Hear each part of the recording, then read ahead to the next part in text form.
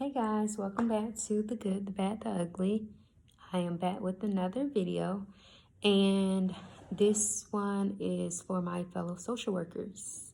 So as you can tell by the title, I finally passed my LMSW exam, and I just wanted to come and share my experiences because I have been getting a lot of emails, DMs, and messages regarding what I did to pass, what I did differently between the first attempt and the second attempt.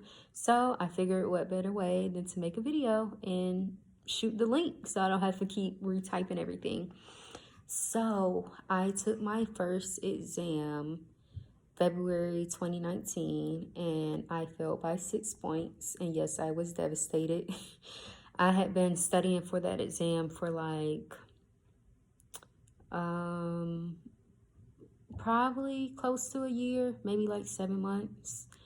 And I don't know, I felt I was prepared going into it. I was very confident in myself. But honestly, I just didn't know what to expect. Like all of the practice tests that I had taken before, like the one in the back of the book or that someone had sent me, it was just not similar to the exam at all. So I went into it thinking I was prepared, but I was really unprepared because I didn't know what to expect. My first exam was full of macro level content. And if you have not taken the exam before, macro level is like a bunch of community level questions, social policy, and program development questions. And if you are studying with the APGAR book, you know that they don't cover a lot of that content in this manual. So I felt like I was at a disadvantage because I didn't have a lot of that material in the small, like 3 pages that they had that covered it.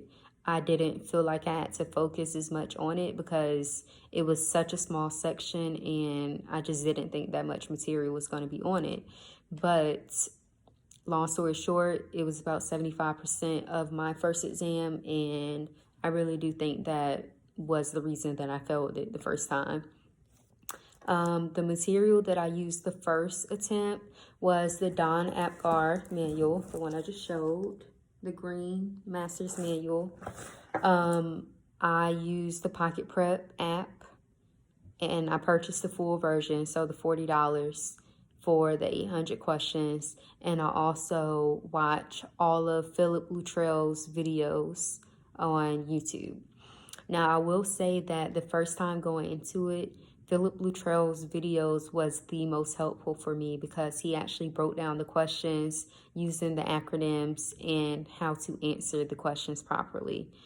And had I not watched his videos, I probably wouldn't have even gotten as close to passing as I did. I probably would have failed more than 6 points. The day before, I did take a spa day, my self-care day. I did everything that I felt like I was supposed to be successful. And I guess it just was not my time because I was not successful in the end. So the second time I took it was just recently, June 2020. And if you don't know, you do have to wait 90 days before you can take the exam again. Now, this is during the time of COVID, so my exam actually got canceled the week before I was supposed to take it the second time, and I was like, great, I've done all of the studying. At the time, there weren't dates available for like another 3 months, and I just didn't know what else I should have done because I didn't want to spend more time studying. At this point, it had been over a year. I was just ready to get it over with. But God makes everything happen for a reason. So, I just rolled with the punches and went with it. So the second time I used the same resources in addition to the ASWB practice exam. Now, I was being cheap the first time, so I did not purchase it. This exam is $85, and you can only buy it after you register to take the exam. I did purchase it the second time, and it's exactly like the real exam. It's like old retired questions that they can no longer put on the test. So I 100% recommend you taking it if you have not taken it. They break down the rationales and really let you know how ASWB wants you to answer the questions, because it doesn't matter what we think is right, it matters how they want us to answer them. And the other thing that I did differently was actually Google terms that I did not understand versus trying to read the definition in a book and make myself understand. So I would Google the term, find examples, and find a different way to apply them in my everyday life. With COVID, I didn't get the chance to take like a spa day or a self-care day the day before, but I did take my test at a different time of the day. So the first time I took it at 8 o'clock in the morning, and I'm not a morning person. So I would actually recommend you taking it at the time that you feel like you would be the most productive. The second time I took it at 2 p.m. So it was a big difference. I didn't have to get up in the morning, rush to get to the site. You have to be there 30 minutes before. So I was up at probably like 6 to get ready, and I just kind of rolled out of bed, did my normal morning routine and got out the door. I did prep like a small breakfast before, but I was so nervous that I couldn't eat. And if you're like me, when you get really nervous, you can't sleep the night before. So I was running on like little sleep, couldn't really eat, and it just was not productive for me. So taking it at 2 p.m. was much better because I had the time to wake up. If I didn't get a lot of sleep the night before, then I can just kind of lay around and relax before going into the exam. I had the chance to eat 2 meals, which I only ate one because I was still really nervous going into it, but I did have the opportunity if I needed to. And I did have a accommodation because I nurse.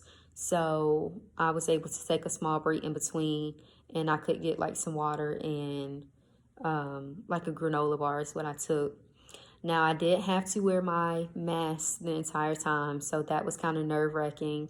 But when I took the practice exam, I just treated it like the real thing. I wore my mask the entire 4 hours that I took the practice exam, and that way I can get comfortable with taking the real exam.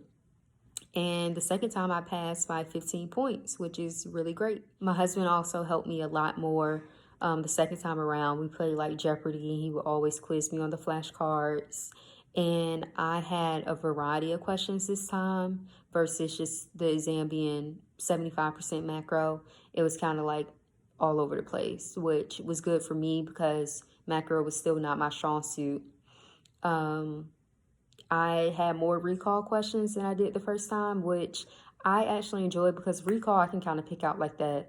There's a right answer, there's a like obvious right answer, and 3 obvious wrong answers. Now, when you have the scenario-based questions, you actually have to dissect the question, dissect the answer, and of course, they say they don't try to trick you, but there's always a trick question in there somewhere, a trick choice, something to throw you off. So when you take the exam and you don't pass it, they actually give you a printout of your areas, like what you scored in each area, so you can know kind of your weak area and what to study for the next time around. When you do pass it, they don't give you that same like printout and tell you what you got in each section.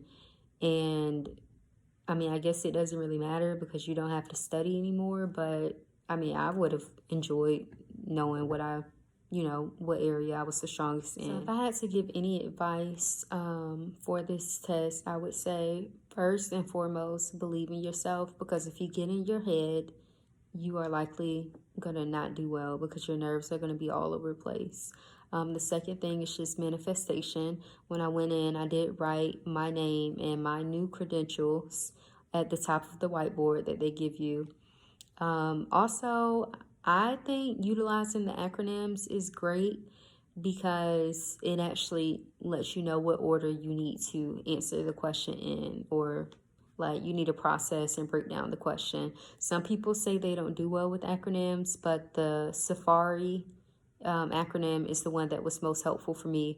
Aspirins didn't work, and there's also a like list of acronyms of things, questions or choices you should not choose, and that's the grits, farm, or goat no, what is it? Grits Farm or Road questions. So any of the choices that fell into that acronym category, don't choose them because they're like distractor answers. I did not know that going into it the first time, and I'm happy I came across it the second time because that was very helpful for me in not choosing the wrong answer. Also, a lot of the steps. So if you have the steps down pat, then you will be able to answer multiple questions correctly. So for example, if you know the steps of the research process, that could be like 10 questions based on the research process. If you do not know the steps, you are going to get the answer wrong unless you just have good luck. Because if it says in the question, they have already gathered the review of literature, what should happen next, you have to know in order what the next step should be, because all of the scenario-based questions are first, next, and best, most. So you have to know the best or most correct answer, or what happens first, or what should you do next. So that's really important to study those that material that actually has steps in it. And let me see, I don't know if I have anything. I actually threw away all of my flashcards because I don't really need it anymore. And I wouldn't focus too much on like the DSM or pharmacology like material, because there aren't enough questions on the exam to really make a difference. I say no to basics like personality disorders, and the basic things: anxiety, depression, PTSD, autism, and study a lot of the cultural part of it, because they will ask you like about specific cultures. And let's see, ethics, they're going to ask you a lot of ethics questions that you should know your code of ethics. Like this, if somebody gives you an ethics scenario, you should be able to just kind of point it out, because it's going to be really important. The difference between court orders and subpoenas, the limitations to confidentiality. And I didn't focus too much on research because it was just really hard for me to grasp the concept. But I do think it's important for you to know research if that's your thing. I decided that I wouldn't focus too much on it and just focus more on other things.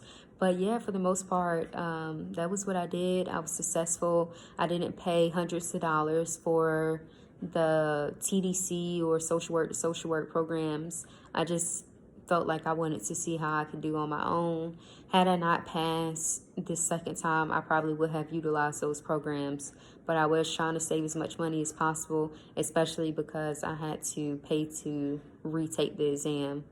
So yeah, that was my experience. If you guys have any additional questions, just drop them in the comments below. If you like this video, be sure to like.